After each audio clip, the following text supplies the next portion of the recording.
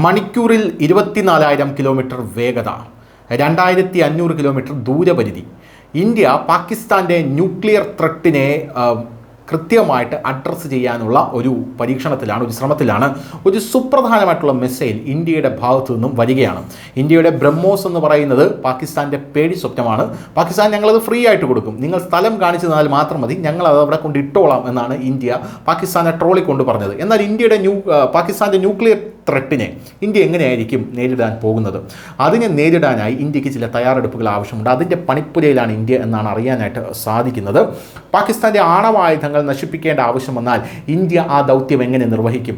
ഇസ്രായേലും ഇറാനും തമ്മിലുള്ള 12 ദിവസത്തെ യുദ്ധത്തിൽ അമേരിക്ക ഇതിനുള്ള ഏറ്റവും മികച്ച മാർഗം കാണിച്ചു തന്നു.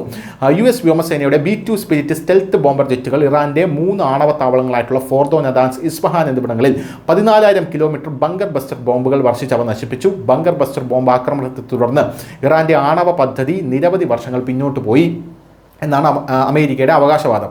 എന്തായാലും പാകിസ്ഥാനിലെ നേതാക്കൾ പലപ്പോഴും ആണവ ആക്രമണ ഭീഷണി മുഴക്കാറുണ്ട്. മേഖലയിൽ സമാധാനം സ്ഥാപിക്കാൻ പാകിസ്ഥാൻ്റെ ആണവായുധങ്ങളും അതിൻ്റെ താവളങ്ങളും നശിപ്പിക്കേണ്ടി വന്നാൽ ഇന്ത്യ എന്ത് ചെയ്യും എന്നുള്ളതാണ് ഇപ്പോൾ പല ഡിഫൻസ് വിദഗ്ധരും ആലോചിക്കുന്നത്.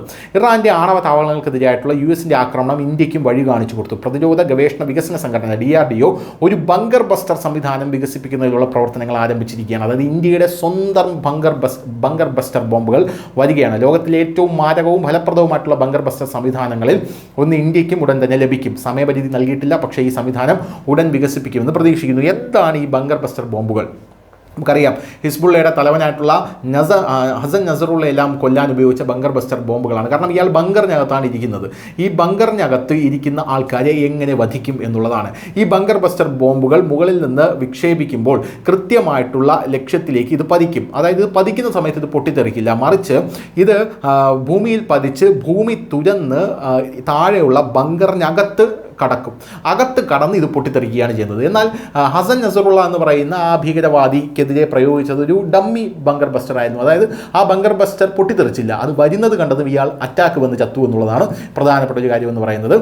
ഇനി മലകൾ തുരക്കാൻ ഒരു പ്രത്യേക ബങ്കർ ബസ്റ്റർ വേണം.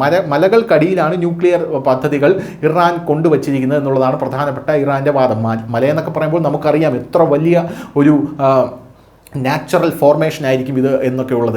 ഈ മല എങ്ങനെയാണ് തുരക്കുന്നത്? ഈ മല തുരക്കാൻ ശക്തമായിട്ടുള്ള ബോംബുകൾ വേണ്ട. ഇസ്രായേലിൻ്റെ കയ്യിൽ പോലുമില്ല. ആ മല തുരക്കാനുള്ള ബങ്കർ ബസ്റ്റർ അമേരിക്കയുടെ കയ്യിൽ മാത്രമേ ഉള്ളൂ.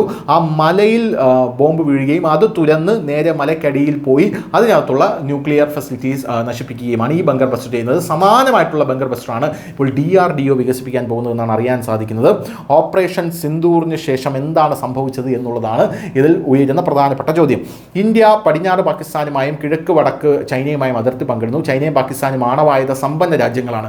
ഓപ്പറേഷൻ സിന്ദൂറിനിടെ ഇന്ത്യൻ വ്യോമസേന 11 വ്യോമത്താവളങ്ങൾ ആക്രമിക്കും, അവയ്ക്ക് വ്യാപകമായിട്ടുള്ള നാശനഷ്ടങ്ങൾ വരുത്തുകയും ചെയ്തതിനാൽ പാകിസ്ഥാൻ ഇന്ത്യ ഇപ്പോൾ വലിയ രീതിയിൽ ഭയപ്പെടുകയാണ്. തന്ത്രപരമായി പ്രധാനപ്പെട്ട നൂർഖാൻ വ്യോമത്താവളം ഇന്ത്യ ലക്ഷ്യമിട്ടു. പാകിസ്ഥാന്റെ ആണവത്താവളം ഈ വ്യോമത്താവളത്തിൽ നിന്ന് അല്പം അകലെയുള്ള കിരാന ഹിൽസിലാണ്. പാകിസ്ഥാൻ തങ്ങളുടെ ആണവായുധ ശേഖരം ഭൂഗർഭ സൗകര്യങ്ങളിൽ ഒളിപ്പിച്ചിട്ടുണ്ടെന്ന് പറയപ്പെടുന്നു.